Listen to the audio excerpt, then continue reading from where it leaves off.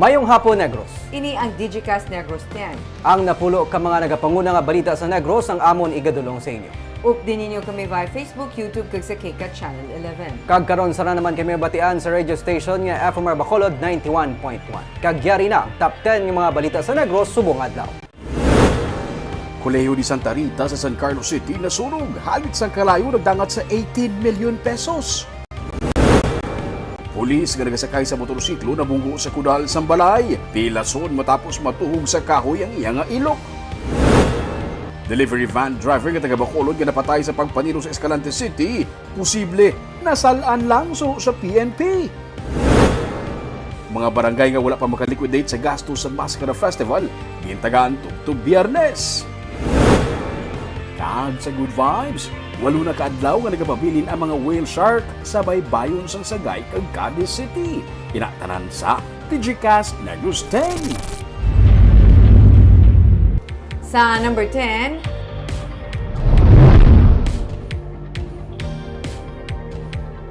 pelikula sang Bacolod noon nga si Kurt Soberano ang ginkilala bilang Best Short Film sa bago lamang nagtapos nga FAMAS Award.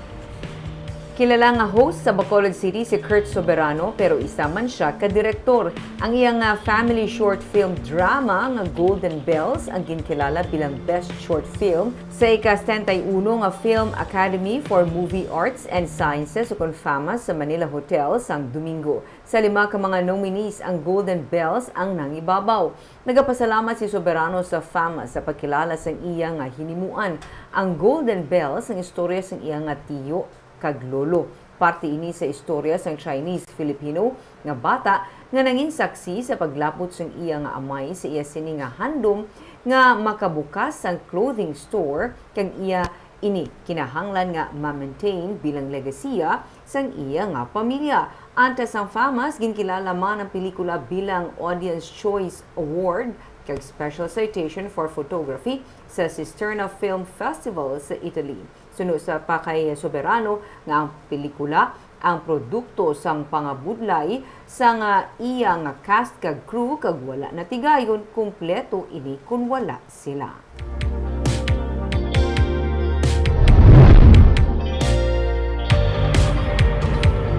Sa number 9, may 1,000 nga mga Negrense ang nagpakigbahin sa Bidalagan, a Negrenses Advocacy Run Against Illegal Drugs kaina sang aga.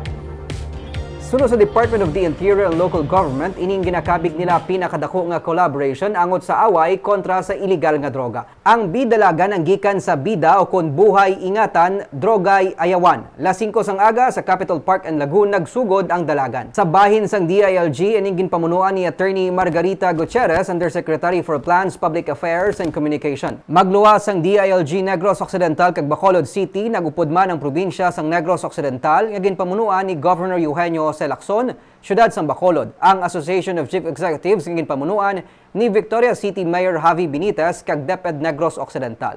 Sa mensahe ni Governor Lacson, tinutuyo sang Bidalagan ang pagpabakod pagid sang partnership sang nagkalain-lain nga mga units kag ahensya para matibong ang anti-drug advocacy kasubong man ang pagsuporta sa healthy lifestyle.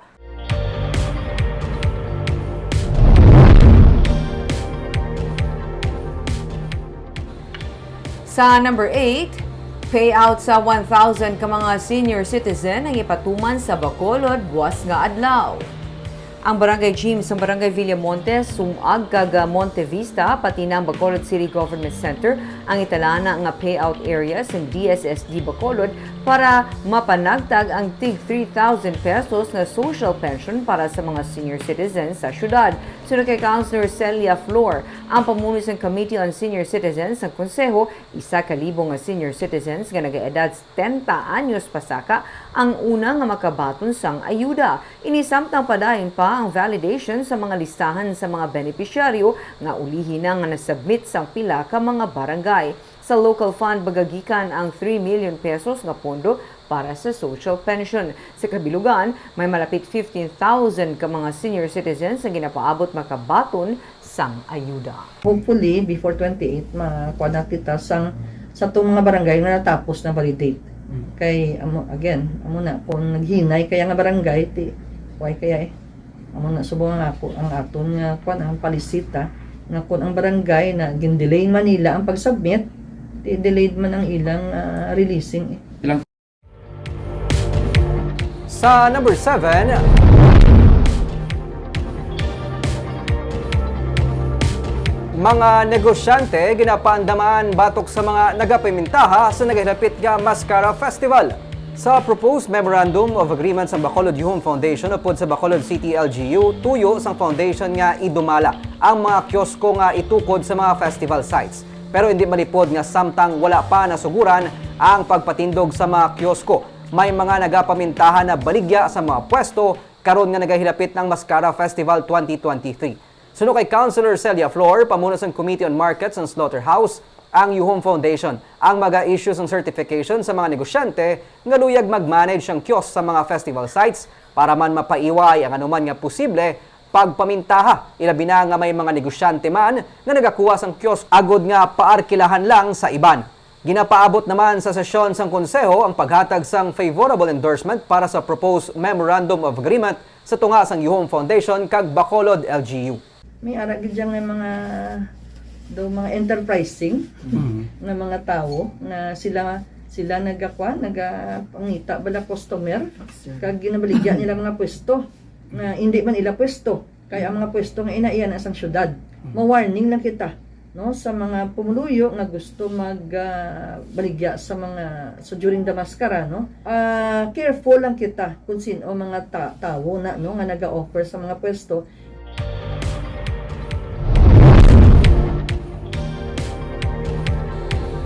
Sa number 6, pulis nga nagasakay sa motorsiklo pilason matapos nga matuhog ang iya nga ilok sa nabungguan sini nga kudal. Pilason si Patrolman George Florentino, 28 anyos, matapos nga mabunggo ang iya nga motor sa kudal sa isa ka balay sa highway nga sakop sa sitio Tuyuman, Barangay Karajuan, siyudad sa Himamaylan sang Domingo. Nagadala sa motor ang pulis ang aksidente ini nga nagbunggo sa kudal sang isa ka balay. Bangod sa mabaskog nga pagkabunggo, nakaangkon sang pila sa lawas si Florentino kag natuhog sang kahoy ang iya nga wala nga ilok. Una nga gidala sa Governor Valeriano M. Gatuslao Memorial Hospital sa siyudad ng Himamaylan kag ginsaylo siya sa Bacolod. Katapos siya sa Bacolod City Mobile Force Company.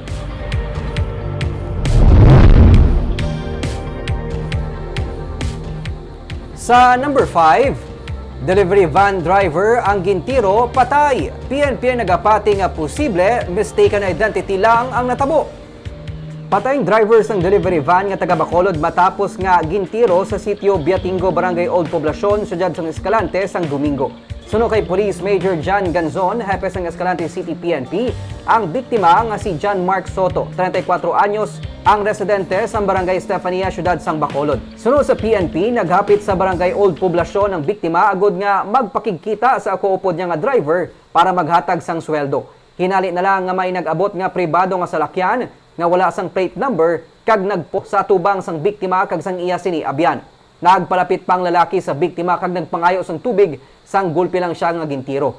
Pila sa nagkalain-lain nga bahin sang lawas ang naangkon ni Soto nga gintunaan sang iya kamatayon. Sunod sa pulis, posible nga nasalaan lang ang biktima pero nagapadayon pa ang ila nga pagpang-usisa.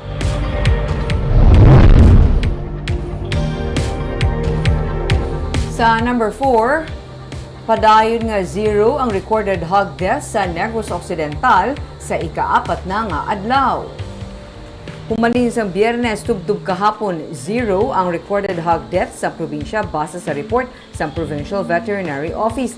Ganit nagapabilin sa 199,577,900 ang reported nga kahalitan tugas ang pagkalamatay sang baboy bangod sang hog cholera kasubuman African swine fever sa 20 tanan ka mga banwa kag syudad sa Negros Occidental. Padayon sa gihapon ang pag-process sang para sa payroll for cash advance angot sa assistance nga ihatag sa mga apektado nga hog farmers. 10 million pesos ang initial nga pondo para sa mga hog farmers nga magabaton sang tig 2,000 pesos. Ang kasubong nga cash assistance payout ang hinakipman sa probinsya sa igahinyo nga exemption sa banning nga ipatuman sa Commission on Elections angot sa barangay and SK elections.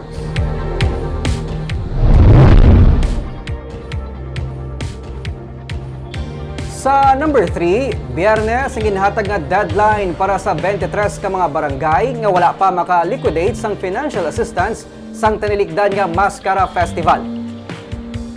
Sa 30 ka mga barangay nga nagpasakop sa kompetisyon sang nagligad nga Mascara Festival, 7 pa lang ang nakasubmit sang liquidation report para sa financial subsidy nga ginhatag sang syudad. Sa records ng City Accounting Office, 11 ka mga barangay ang wala pa makaliquidate sang 150,000 pesos nga subsidy para sa Electric Mascara Festival competition. Samtang 12 pa ka mga barangay nga nagpaindis-indis naman sa street dancing kag arena competition ang wala man makaliquidate sang tig 200,000 pesos nga financial assistance. Suno kay Councilor Jason Villarosa, pamuno sang Committee on Tourism sang Konseho, Biyernes ang ginhatag nga deadline para sa 23 tanan ka mga barangay nga mag-submit sang liquidation report. Suno kay Mayor Albi Benitez, may napulo na lang ka mga barangay ang pilion para magpasakop sa street dance kag arena competition. Kutob sa mga barangay nga wala pa makakomply sa liquidation report ang hindi makaentra sa kompetisyon. Sandigman sa pagsulundan, may 60 days ang ginhatag sa mga barangay para kuntani mag-submit sang financial report para sa mga ginagamit nga pondo halin sa gobyerno. Sa number 2,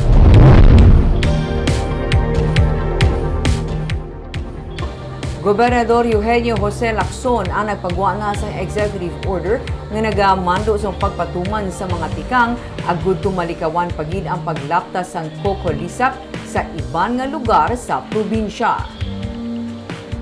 Ang Philippine Coconut Authority ang gindesignate bilang lead agency para diri. Natala na man ang pagtukod sang CSI o Coconut Scale Insect Mitigating Task Force. Pila sa mga tika nga ginapatuman sa karon amo ang pag-prune sa mga puno sang lubi agud tumakakas ang mga dahon nga apektado sang kokolisa. Nagsaad na ang probinsya sang 200,000 pesos nga pondo para magamit diri suno sa PCA. Mismo ang mga mangungumaman ang ginhire para mag-obra sini sunod sa regional managers ng PCA nga si Neil Melencion. Pila sa mga ipatuman man nga tikang amo ang pagpaidalom sa mga lugar nga apektado sa kokolisap sa quarantine. Pagpahamtang sang checkpoint para malikawan ang pagtransport sang wala matrit nga mga lubi o konsidling sini. Sa PCA datos, 5,000 ka mga puno sang lubi sa Bago, La Carlota, La Castellana, kag Murcia ang na-verify nga apektado. May naapektuhan man ang amo nga peste nga iban nga mga high-value crops nga yara sa palibot sang apektado nga lubi. Well, actually, we are now working with the LGU, the province kay Governor, na kung maaaring mag-issue siya na quarantine restriction doon sa mga areas affected ng kaya nga dumidikit kasi doon sa mga dahon, sa mga bunga. So sana kung magkaroon ng quarantine para ma-prevent natin kasi yung yung areas na affected hindi siya ganun karaming coconut, pero kung makalipat siya doon sa likod ng Kanlao at saka yung nasa kapila din sa Manapla, meron kami diyang seed farm, maapektuhan yung ating mamroblema tayo ng gusto. Kag sa numero 1 sa mga balita sa Negros, subong adlaw.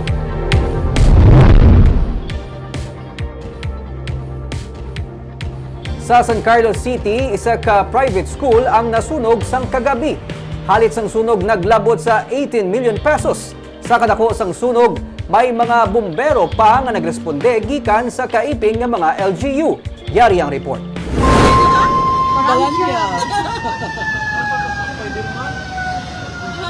Sa video nga kuha ni Ralph Joseph Laguda, makita ang pag-ibwal sang kalayo sa 3-story building sa sulod sang Colegio de Santa Rita sa Barangay 5 Ciudad sa San Carlos kagabi. Madasig nga naglaptang kalayo sa bag-o lang man renovate nga building sang eskwelahan. Suno kay Fire Chief Inspector Rodel Legaspi, ang Provincial Fire Marshal sang Negros Occidental, nagsugod ang kalayo sa second floor sang accounting office. Himo sa kahoy ang second floor sang building, gani madasig nga ginlamon sang kalayo. Considering old na siya, that's why nga ang according sa ila panaysayon to, mga madre na urong nagaran, daw nag-start siya sa pinaka-old building nila. Second floor? Oo, second floor. And then nag-scatter siya. No? Since very old, tapos kahoy, dugay ng firefighting. Ang daw pares nagatong la, nagmakot sa nga nagmakot.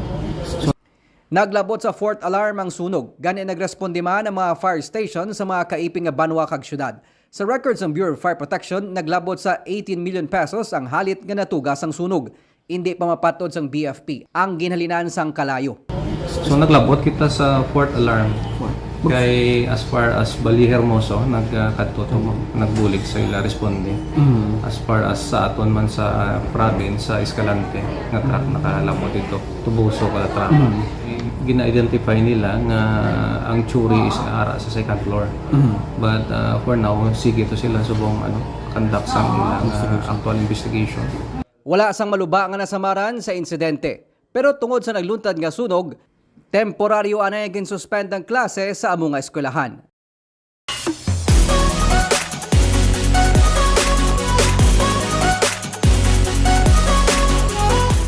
Sa Good Vibes, 8 na kaadlaw nga nagapabilin ang whale shark o kun butanding sa baybayon sakop sang Cadiz kag Sagay City. Amat-amat na ini nga ginadagsa sang mga turista. Rason nga nakaalerto ang bantay dagat sang amo nga mga LGU. May report si Romeo Subaldo. Pagbiya pa lang sa finger port sa Cadiz City, nagpahibalo ng ini nga mga bangingisda sa katampo sa Bantay Dagat, City Agriculture Office kag Coast Guard nga may sighting na naman sa whale shark o butanding sa unhan lang. Pagabot sa area, masako na ang panginaon sa sining nga butanding sa baybayon sakop sa Barangay 1 sa Cadiz City. Gikan sa unhan, nagpondo ang mga bangka. Wala nagpalapit. Ginmonitor ang gihos ng sining nga whale shark nga sa ilabanta, amo man ang una nga nakitaan sa baybayon sa Barangay Daga sa Cadiz City. Hindi ang ikawalo na nga adlaw nga may sighting sang butanding mo whale shark diri sa Cadiz kani ginamonitor sang katapos sa Bantay Dagat ang baybayon diri nila. Sunod sa kay Jennifer Delia Liave, ang Fisheries Technician sa City Agriculture Office, sa halos 20 niya nakatuig nga pagtrabaho sa LGU, ini pa lang ang unang nga tiun nga may nagpalapit nga butanding sa ilang nga baybayon. Sa experience ko, dahil sa pag-start Cobra, first time ko nga nakabati nga may butanding nga nagsulod sa Cadiz. Oo. Kay common lang na mga sa may mga dolphin man di nga mga sightings ng dolphin so response kami sina. May mga pawikan kami di nga kisa ginabalik man namon kay di natural at sa ako na sila protektahan ibalik sa dagat. Naglumpat sa Jennifer sa tubig. Biyag niya kuntani isang LGU nga makuhaan ini isang video pero nagapalayo ang butanding. Masako sa pagsunod-sunod sa mga isda ang kalanon, ilabi na ang mga luta o kunang school of fish kag mga hipon. Nagsaylo ang team sa baybayon sang Barangay Tiglawigan pero wala man dito sang sighting sa butanding pero sa baybayon nga parte na sang Barangay Pandanan sang Sagay City may mga pump boat nga nagalibot-libot. May karga ini nga mga turista. Nagpahibalo sila nga may sighting sa butanding sa sining nga parte sang baybay. Dugay-dugay, nagagarhom na ang tubig. May isa kadako nga butanding nga daw pareho kalaba sang katig sang bangka nga yara sa 24 feet. Wala ini nagasaka, nagatinir lang sa idalom sang tubig. Ginsaway sa Bantay Dagat ang mga bangka nga sakay ang mga lokal nga turista nga hindi pagpalapitan. Sa mas madalom-dalom nga parte sang amuman nga baybay, may isa pagig ka whale shark nga nagtuhaw. Masako man sa pagpanginaon. Sunod sa kay Reza Tabiguon, aquaculturist once ang Cadiz City, migratory ang mga whale shark. Natabuan ng kuno nga nagtalang ang mga ini tungod sa masako sa pagpanginaon. Pero dapat, hindi ini pag-i-feed, hindi pagpalapitan, kag hindi paghikapon. Protektado ini sang laibangod ginakabig na sila nga endangered species. Oo, gina-inform tag man sila tani gid nga hindi ta sila paghilabtan, hindi ta sila pag-feed kay once i-feed ta sila may chance nga i-alter tang ilang migratory pattern. Kay syempre gin-feed mo siya. Tapos hindi ta sila pagtandugon kay basi maigo bala sila. Kaya mo na ang mo isa pa dibla endangered na ni sila. Bangod nga padayon pa ang pagsunod-sunod sa mga bangka nga may karga nga lokal nga mga turista sa mga butanding, gintawgan ang Bantay Dagat sang Sagay nga giliud man nga nag-abot. Istorya nila, kada aga man sila nga nagabalik-balik sa baybay kay kadamo sa mga nagasunod-sunod, kag gina-warningan na sila nga hindi pwede palapitan kag tandugon ang mga butanding. Parehas pa lang ato na ang mga function ni. Kay nakita naman ko lang gina sir. Tapos ang pagpapit Oo, ginawa nila, Lalim lang gani. Saway na mo na sila gapon kag ligad adlaw nga pwede sila ka picture hindi lang na pagkabuyan pagkaon. Tapos dapat patyo ng ilang kapina. May anong tanan ka mga butandi nga nakita sa sagay kag boundaries ang Cadiz, kag duha naman sa may area sa Barangay Daga. Ginalantaw nga basi, pagsulod sang hangin amihan, magabiya naman ang mga ini nga mga whale sharks sa sining area. Pero samtang nagapabilin sila diri. Nakaalerto naman ang bantay dagat para proteksyonan ang ini nga mga ginakabig nga pinakadalagko nga extant fish species o kung mga pinakadalagko nga isda sa baybayon. Barbs, isa man sa mga bucket list ko na makita ang mga kasubong ni bala, mga whale shark. Bucket list. Hindi ako baka-bucket list ka. Pero Nick, ako na yung chilihan kuman kung nga ang turista madagsa. Kahit syempre, tumanagsahon, malagi niya hindi pa lang. It's not always. But of course, we go for protection. We have sa sining mga klase sa kasapatan natin. Para makita, tanong. Kagamuyad tong mga balita sa Negros, subong adlaw. Kay man sa panahon karon importante nga may ihibalo ka sa nagkakatago sa imo nga palibot. Pero dapat balanse kag eksakto ang mga impormasyon. Padayon kami nga magapangalagad sa Negrosanon. Ako si Barbara Mijares. Kag ako naman si Nico Delfin. Tubtubwas, maayong hapon.